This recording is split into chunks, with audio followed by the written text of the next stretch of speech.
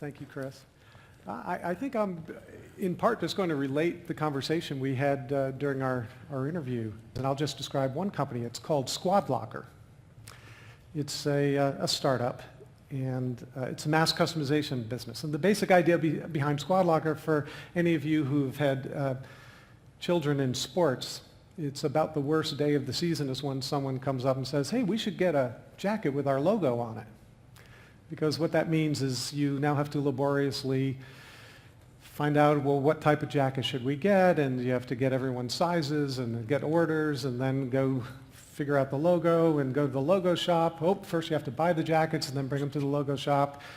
And then you go pick them up from the logo shop, then you hand it out to people. And then oftentimes it's the wrong size, so you have to repeat or people might not pay you and so forth. So the idea of Squad Locker was to say, we'll create an online solution for this such that all you do is upload the logo and then our company will take it from there. For those of you who've done manufacturing, you might realize this is really tricky stuff, or so it would seem. And that's really my story. So I arrive Rumpelstiltskin-like as the chairman of this company and an investor. And we are having our first couple of board meetings. And I start to kind of go down the list. And it's a company that had already been up and running somewhat. And I said, well, could you take me to your NOC? And he said, what do you mean? I said, your network operating center, the place where your server farm. Can you show me your server farms and all that? And they say, oh, no. Those don't exist anymore. It's all up in the cloud. And I go, oh, yes, of course, that's right. How silly of me. You didn't need to build a NOC, because back in our day, we had to do that, and we had to buy servers, and we had to, if a server ever broke down, that meant that's what IT was doing that day. And I said, well, you're going to need to find HR talent and build a whole competency model because we're going to be scaling it. And they said, oh, no, we already did that. I said, well, what do you mean? They said, well, nowadays, Mr. Stiltskin, nowadays, you just can go up into the cloud, and for companies like ours, there are whole competency models. And not only that, there's process-related gear that actually runs us through our performance evaluations and tracks everybody. And so we actually have a much better HR system than you spent 10 years building at Capital One and you were quite proud of. And I said, oh, well, good, that's great. And I said, well, how about this one? At Vistaprint, we spent years developing a way to increase the pace of our testing for changes in the website, A/B testing, so that we could randomize who sees one thing versus another and then track what happens over time. And they said, you mean unbounce? And I said, what's an unbounce?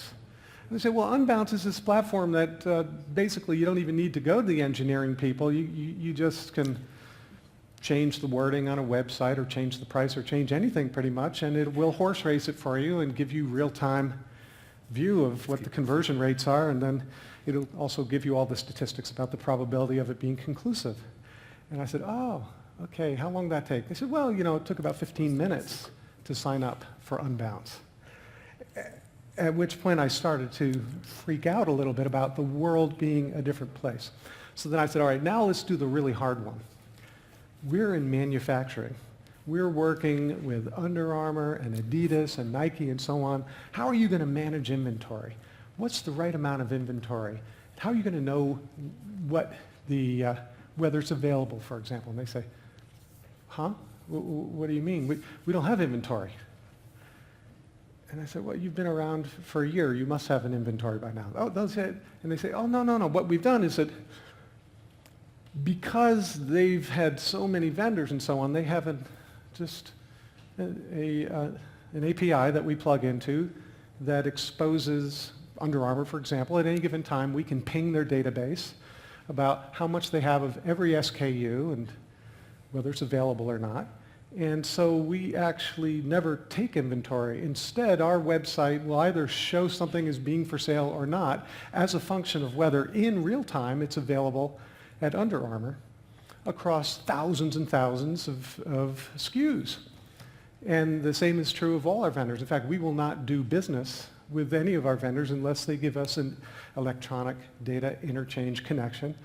That makes it possible for us to do last minute, just in time, really real-time presentment of products that's then overnight shipped to us, such that we actually have a negative capital flow. We take payment, and then because the gear doesn't show up for a couple days, we actually have negative inventory. We get to enjoy the cash until finally, because we get terms from our vendors, we don't have to pay them for another 60 days. So we actually enjoy 63 days of positive float. And the punchline for me is that while we've been talking about things like blockchain and things about removing the need for a firm at all, I also think we shouldn't ignore that the amount of time, money, and talent it takes to build an immensely scalable firm has been drastically reduced, and the interoperability of pieces of the value chain is such